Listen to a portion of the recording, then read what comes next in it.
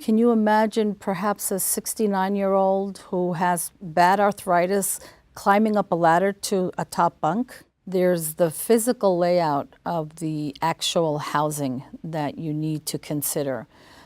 What we did in our program is we reached out to assisted living facilities, adult foster care homes, and even some skilled nursing centers to help provide emergency housing to older victims of abuse. It made sense to us because these communities are already equipped to meet the needs of older victims. Their staff has been trained in being able to meet the physical needs and even the emotional needs of an older victim.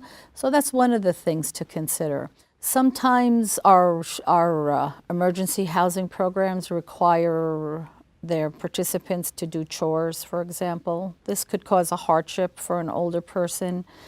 And also one thing I kind of preach is nothing is set in stone.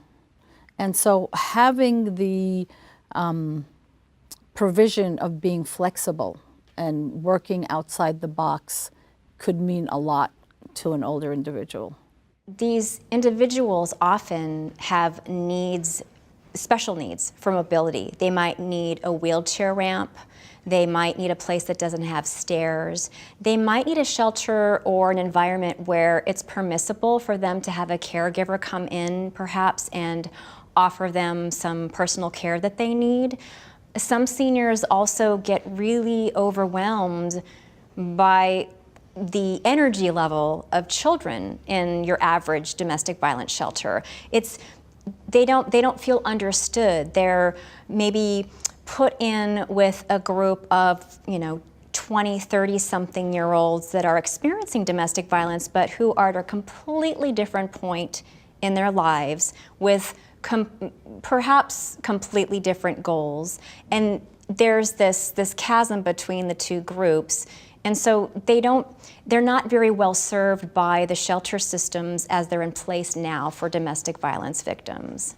We have to be aware of exactly where this facility is located, the accessibility. Where's the front door? Where's the back door? Where's the elevator? Where's the cafeteria? I mean, things that we usually do not think about with traditional younger domestic violence victims. How will they be able to receive visitors? Can they receive visitors? Do they have their own phones? Where are their phones? When they have individuals, sometimes individuals with medical conditions, sometimes in shelter settings, do they need someone to come in to help them? Is it going to be okay with confidentiality issues around people coming in to help them with their daily needs, just being able to prepare for the day if there's this a specific medical need?